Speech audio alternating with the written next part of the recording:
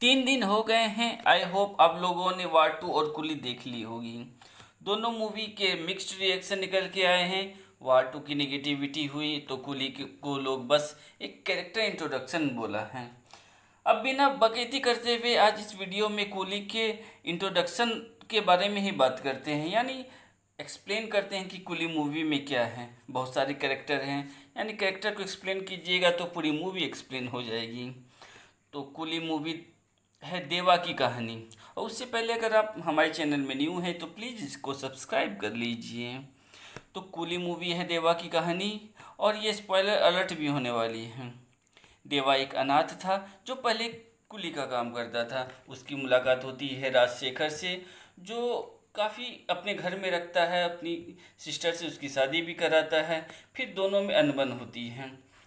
क्यों होती है? इस कुली लोगों का मालिक है जेवियर, जो एक गैंगस्टर होता है और इलीगल काम करता है, यानी ड्रग्स का काम करता है।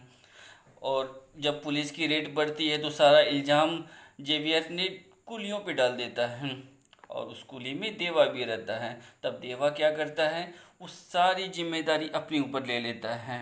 और जब पुलिस वो लेके जाती है, यानी वो जेवियर के गुंडे ही रहते हैं, तो वहाँ कुछ फाइट होते हैं, वहाँ पे जेवियर मारा जाता है। उसके बाद कहानी में अलग ट्विस्ट आती है। इधर प्रीति यानी श्रुति हसन देवा की ही बेटी होती है, जो राजशेखर उसे छुपा के रखता है। उपेंद्रा का कैरेक्टर क्या है? उपेंद्रा का कैरेक्टर भी एक कुली है जो देवा की हेल्प करता है, यानी उसका दोस्त है, वो भी एक कुली साथ में रहता है। सोबिन, जिसकी चर्चा सबसे ज़्यादा हुई है इस मूवी में, सोबिन का कैरेक्टर दयाल हैं, जो 8 साल से साइमन के साथ है। अब साइमन कौन है? साइमन है जेवियर के डैड, यानी उसके पापा।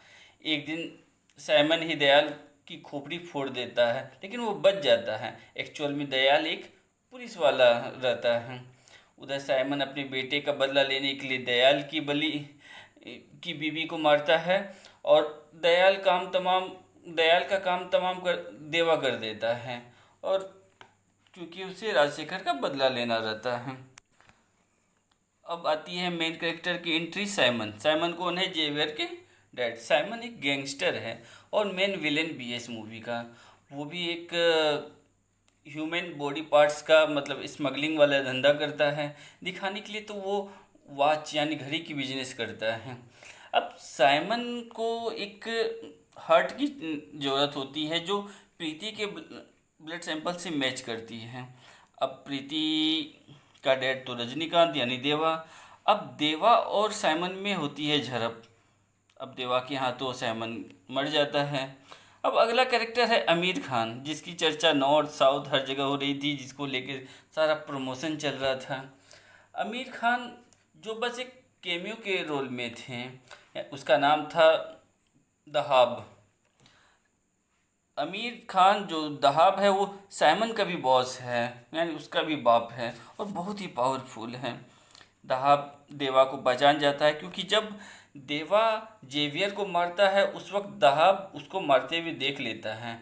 इसलिए वो देवा की पावर को जानता था, इसलिए देवा को अपना राइट हैंड बनाने के लिए ऑफर करता है, जो रजनीकांत यानी देवा एक्सेप्ट भी कर लेता है, लेकिन एक शर्त पे कि इन कुलियों को कोई कुछ नहीं करेगा। अब रजनी यानी देवा, आमिर खान यानी दहाब और उपेंद्रा का करेक्टर ही बचता है, यानी ये 3 करेक्टर ही बचते हैं लास्ट में। अब कुली 2 आती है तो आमिर ही मेन विलेन होगा, और लोकेश कनकराज ने कंफर्म किया है कि ये एलसीयू का पार्ट्स नहीं है, तो कुली 2 आ सकती है। कुली डिपेंड करेगा कि इसके लाइफ टाइम कलेक्शन क्या होता है। अगर इनकी लाइफ टाइम कलेक्शन 300 400 500 करोड़ जाती है तब सोच सकते हैं मेकर्स, लेकिन देख के तो लगता नहीं है कि ये 400 500 करोड़ जाने वाली हैं। देखते हैं क्या होता है। तो कुली मूवी में कोई स्टोरी है नहीं, सिर्फ कैरेक्टर का इंट्रोडक्शन ही उसकी कहानी पूरी बयां कर देती है। वार 2 भी बेकार है, कुली भी बेकार है। मतलब एक्शन देखना है तो वार देखिए, कुछ साउथ टाइप की मूवी देखना है तो साउथ की मूवी ही है कुली, उसे देखिए। तो लेके आते हैं अगले मूवी एक्सप्लेनेशन में कुछ और मूवी को लेके। तब तक अपनी सेहत का ख्याल रखिए और देखते रहिए Net Crick Review. Thank you.